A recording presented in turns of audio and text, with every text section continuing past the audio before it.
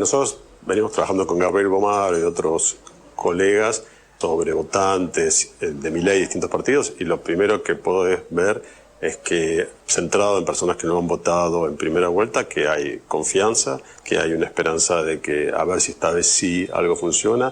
Lo que nosotros estamos viendo es que no se sienten defraudados, sino que dicen esto es lo que prometió y esto es lo que está haciendo, que tienen un profundo antikirchnerismo, y eso es algo interesante de velar. Nos falta todavía entender de qué está compuesto ese antikirchnerismo, ¿no? Porque no es tan obvio saber que no es gente que necesariamente le fue mal, hay de todo.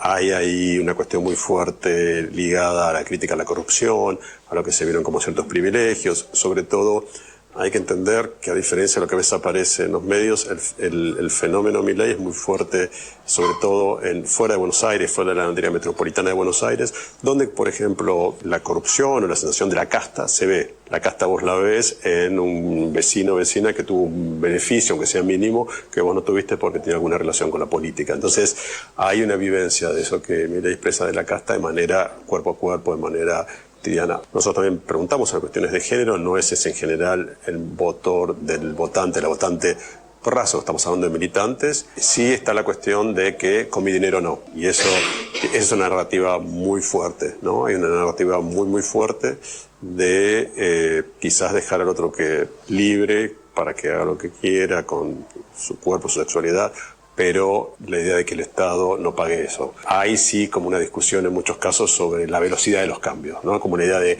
retomar, dicho de una manera, como decíamos a veces con Gabriel Bomaro, retomar el control del panel de control, ¿no? Esto sí, esto no, educación sexual contra abusos, sí, pero no que hablen de orientación sexual. Y hay muchos casos, sobre todo se ve muy bien en la diferencia entre interior y AMBA. En el área metropolitana de Buenos Aires la gente en general sabe todo, entre comillas lo digo. Es al final alguien me explica cómo son las cosas, me explica claramente la economía, y también hay como no una división, pero una dicotomía entre una experiencia personal donde muchos afirman que no les está yendo bien, pero hay que aguantar.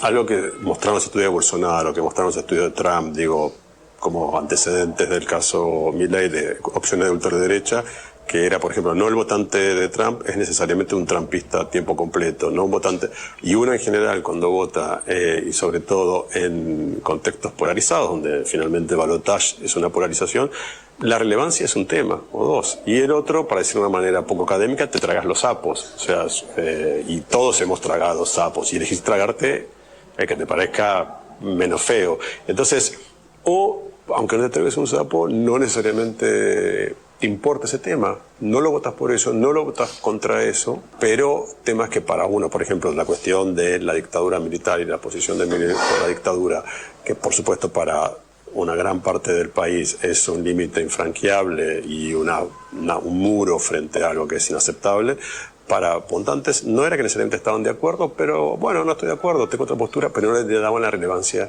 que tiene para nosotros. Entonces, eso es importante tratar de entender, que la saliencia o relevancia de un tema muchas veces es el motor del voto en el momento donde hay que elegir, y lo que pasa es que luego, eso está muy estudiado en el caso norteamericano, sobre temas que quizás vos no tenés una opinión formada, te vas quizás dejando, no convencer, sino de manera activa, aceptando lo que tu líder dice sobre eso.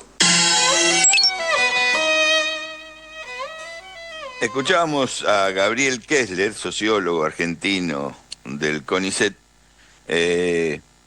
y pongo este audio, que tal vez no ha sido viralizado, puede ser que lo hayas escuchado en otro lado, porque me parece que este es un tema que no se va a resolver con una sola intervención, pero sí creo que hay que atender a las cuestiones que dice Kessler.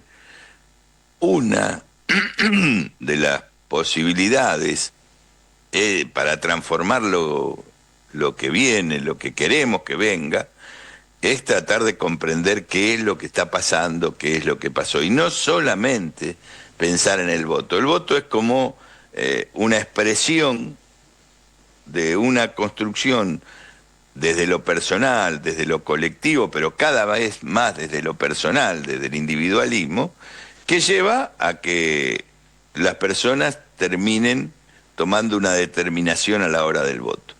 Pero si durante los 4 años de gobierno, simplifico, se gobierna mal, pero además, como se gobernó en la época de Fernández, Cristina y Massa, porque era un trío galleta, no todos pensaban lo mismo y lo hacían conocer a través de los medios, y las contradicciones que tenían estaban a cielo abierto. Eso es un mal gobierno, pero no porque no se tenga que conocer las diferencias que puede haber entre Fernández, Kirchner y Massa, sino porque esas diferencias aparecen como trascendidos en los medios de comunicación, o como frases o como cartas públicas escritas por Cristina, de las cuales lo que se niega es la participación de la gente.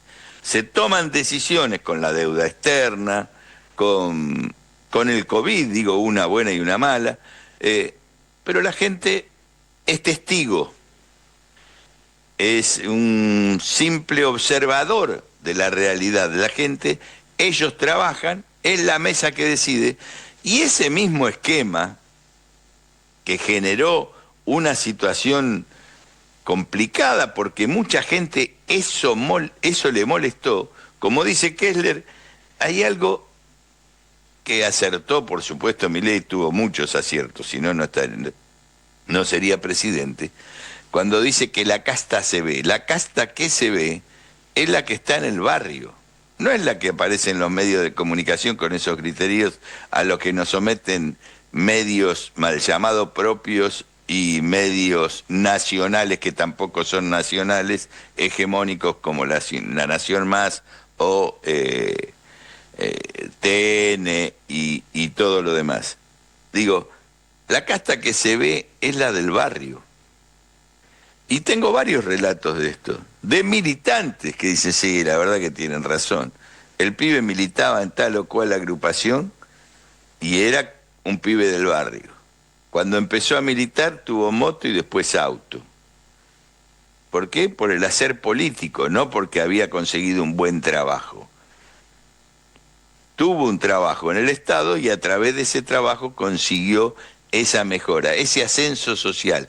Ese ascenso social que defiende el peronismo, el pejotismo y todo lo demás, no es el ascenso social que llevó adelante Juan Domingo Perón, y en ese momento, porque era la sociedad, el ascenso social era para la sociedad, no era para 4 o 5 vivos que sabían engancharse en la política y tener un ascenso social. También estas cosas suceden y estas cosas van generando en la gente ese rechazo. La otra es eso. Bueno, pero esa gente ya tendría que ver que esto va mal. Sí, pero así como nosotros muchas veces nos tragamos sapo y el mundo lo sabe, y nos creemos que con el sapo atragantado en la boca o en la garganta no nos ven, nos están viendo que la estamos pasando mal aún en nuestro gobierno, que estamos a disgustos aún con los gobiernos que votamos. Pero seguimos, insistimos. No digo todos, a mí no me enganchan más, pero digo, hay a mucha gente que ya no enganchan más, pero hubo desde el año 2015, que fue la derrota frente a Macri, que todo siguió como siendo igual. Y lo peor de todo es que sigue siendo igual, porque la líder, la jefa, fue jefa desde el año 2015 hasta acá, y sigue tirando líneas sin ton ni son, sin elaborar un proyecto, y que esto enamore a la gente, y además ese proyecto está atado a un proyecto familiar, que esto también lo ven, y a otro proyecto que enfrenta, que es del mismo palo, que es Cristina Kicillof Máximo. Digo, es una locura creer que la gente va a recuperar su participación, su militancia, y volverse a enamorar para ir a votar con entusiasmo el año que viene para ganar las elecciones. ¿De quién, de cómo y para qué? Digo, por eso quería traer esto de Kessler, para que pensemos un poco más. Hay que aflojar un poco con esto de creer que nos vamos a salvar votando. El otro día un compañero decía que el voto no nos tape el bosque. Y la verdad que es un acierto esa frase. tenemos que trabajar todos los días para modificar, para ir elaborando un proyecto. Justicia social la mata verbalmente Milei y nosotros no la podemos recuperar en la esencia de lo que es la justicia social, porque no lo podemos poner como muestra. O los planes de salud funcionaban bien. Ahora que viene todo el ataque al PAMI, ellos se divierten. Es cierto que son crueles, pero se divierten, por eso son perversos. Pero pegan justo donde tienen que pegar para que eso se radicalice aún más y se divida la sociedad aún más.